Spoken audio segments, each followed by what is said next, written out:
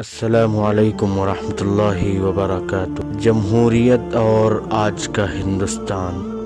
دنیا میں مختلف طرز کی حکومتیں پائی جاتی ہیں، لیکن ہندوستان کی موجودہ حکومت جمہوری نظام کے تحت حکمرانی کرتی ہے۔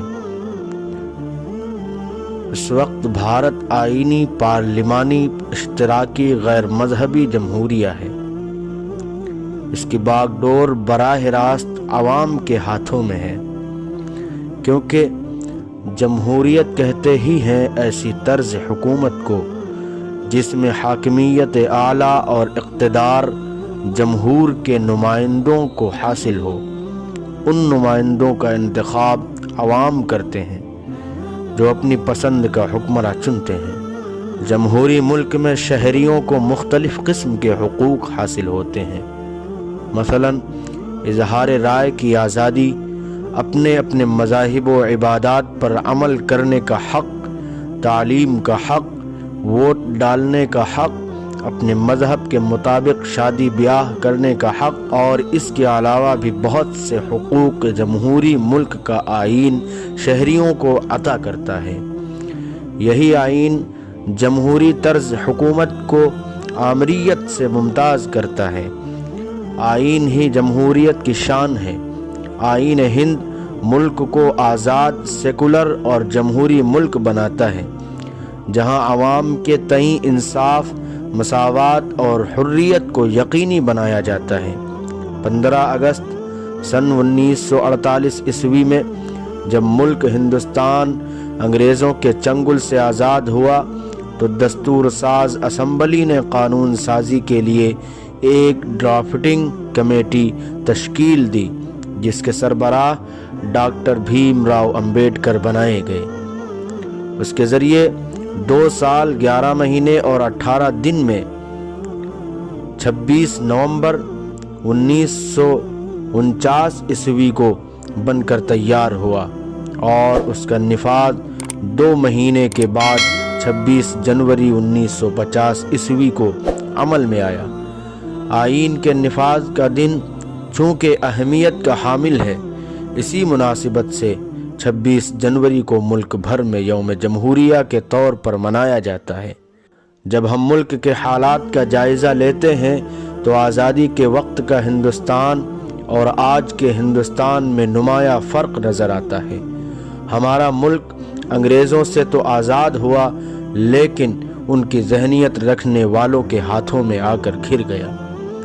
ہم آزادی کا تو جشن مناتے ہیں، جمہوریت کا تو دن مناتے ہیں، لیکن نہ ہم مکمل طور پر آزاد ہیں، نہ موجودہ جمہوری طرز حکومت سے مطمئن۔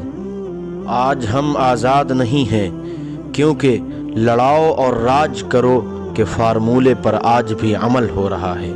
ملک میں رہنے، تعلیم حاصل کرنے، مذہب پر عمل کرنے، ووٹ ڈالنے اور اظہار رائے کی آزادی جیسے حقوق جو ہمیں آئین کے ذریعے حاصل ہیں، اسی کی بنا پر ہمارا ملک جمہوری ہے۔ اس کی بنیادی ساخت کو ہی کھوکھلا کیا جا رہا ہے۔ دیکھا جائے تو نہ پورے طور پر اظہار رائے کی آزادی کا تصور ہے، نہ ہی مذہبی آزادی کا۔ حکومت کی کارستانیوں کو عوام کے سامنے لانے والے صحافیوں کو جیلوں کی سلاخوں کے پیچھے ڈالا جا رہا ہے، تو کسی کو گورستان تک پہنچایا جا رہا ہے، اور کہیں تو اظہار رائے کی اتنی آزادی ہے کہ ایک خاص مذہب سے تعلق رکھنے والوں کو کاٹ ڈالنے تک کی باتیں برسر عام کی جا رہی ہیں۔ ایسی بدعنوانیوں کے خلاف مسلسل احتجاجات بھی ہو رہے ہیں، لیکن حکومت گونگی بہری بنی ہوئی ہے۔ یوم جمہوریہ کے موقع پر یہ پوچھا جانا چاہیے کہ شہریوں کو آئین سے ملے ہوئے مذہبی اور سیاسی سماجی حقوق کہاں گئے؟ آئین میں مذہبی آزادی کی دفعہ تو ہے، لیکن کالج اور یونیورسٹی میں حجاب کی مخالفت عام ہوتی جا رہی ہے۔ کرناٹک کے ادوپی میں ایک سرکاری کالج میں 6 مسلم طالبات کو حجاب پہننے پر کلاس روم سے باہر کر دیا گیا ہے اور انہیں طرح طرح سے ہراساں کیا جا رہا ہے۔ صوبے کے وزیر تعلیم نے بیان دیا ہے کہ کالج میں حجاب پہننا ضابطۂ شکنی ہے، جبکہ ان کی سینئر طالبات نے حجاب پہنا तब कोई ज़ाब्ता शिकनी नहीं हुई तो आज क्यों होने लगी? क्या यही है आज़ादी का मतलब? बुली बाई ईब, सिली डील और क्लब हाउस एप्स के ज़रिए मुस्लिम ख़वातीन की बोली लगाई जा रही है, उनकी असमत से खिलवाड़ किया जा रहा है, उनको बदनाम किया जा रहा है, लेकिन ऐसा करने वालों पर कोई ख़ास कार्रवाई नहीं हो रही। कहाँ गया आइन का आर्टिकल नंबर 21 राजदारी का हक, राइट टू प्राइवेसी, जिसके तहत शहरियों को शख्सी आज़ादी और राजदारी का हक हासिल होता है। आइन में तालीम हासिल करने का हक तो मौजूद है, लेकिन एक वबा की आड़ में तालीमी इदारे नहीं खोले जा रहे हैं, जबकि सारे दफातर खुले हैं, रेल, मॉल, मार्केट, सारी चीज़ें खुली हैं, तो तालीमी इदारे क्यों बंद हैं? पूरे 2 साल होने वाले हैं, लेकिन यूनिवर्सिटी अभी तक नहीं खोली गई। आखिर क्या वजह है? ऐसा लग रहा है कि ऐसी साजिश रची जा रही है जिसमें न ज़ाहिरन आइन की खिलाफ वर्जी हो और न आवाम के हुकूक की पामाली हो, और काम भी हो जाए। ज़रा गौर तो करें शैतानी जहनियत कैसे कैसे काम कर रही है। अब तो ज़ाफ़रानियत ज़दा लीडरान और उनके हम नवाले आइन की भी परवाह नहीं करते। उनकी मंशा यही है कि दस्तूर को तब्दील कर दिया जाए, मुल्क को हिंदू राष्ट्र बनाया जाए, जिसका खुलकर प्रचार कर रहे हैं। मुसलमानों के तई नफ़रत इस कदर बढ़ गई है कि बरसरे आम हिंदू राष्ट्र बनाने का ऐलान किया जा रहा है। भक्तों से मुसलमानों के बाइकाट का हलफ लिया जा रहा है, उसकी वीडियो बनाकर जारी की जा रही है ताकि नफ़रत का खेल खुले आम खेला जाए और मुसलमानों के दिलों में इतनी दहशत पैदा कर दी जाए कि वो खुद ये मुल्क छोड़कर भाग जाएं और हम राज करें। मुल्क की अमन व सुकून भरी फ़िज़ा में जहर घोल दिया गया है।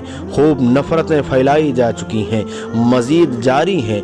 नफ़रत और तासुब की बिना पर बस और ट्रेनों का सफ़र मुश्किल होता जा रहा है। इस्लाम दुश्मन अनासिर हैवानियत और दरिंदगी के दर पे हैं। एक नहीं न जाने कितने मसाइल हैं जिनसे अक़लियती तबका परेशान है। न कोई सुनवाई है, न ही दुख दर्द का मदावा। अब न जाने जमहूरियत का अंजाम कहाँ तक पहुँचे। रब ही सलामत रखे, क्योंकि हाकिम आला इसी की ज़ात है, इसी की ज़ात से उम्मीदें वाबस्ता हैं। वही कारसाज हकीकी है, वही लोगों के दिलों को फेरने वाला है। उसी से बेहतरी की इल्तिजा है कि मुल्क के हालात बेहतर कर दे। यही है आज का हिंदुस्तान, जिसमें जमहूरी इक़्तिदार बस नाम की चीज़ रह गई है, जिसकी दहाइयाँ भी ईवान तक नहीं पहुँच पाती। अब ज़रूरत इस बात की है कि हम ख़ुद को तालीमी और माशी एतबार से मजबूत करें और इस सिलसिले में ज़रूरतमंदों की मदद करें, कौम व मिल्लत की फलाह व बहबूद के काम करें। जब मुख्तलिफ शोबाए हयात में हम मजबूत होंगे और अपने मालिक हकीकी से भी रिश्ता मजबूत करेंगे तो बेहतरी आएगी। बस हमें कोशिश करने की ज़रूरत है।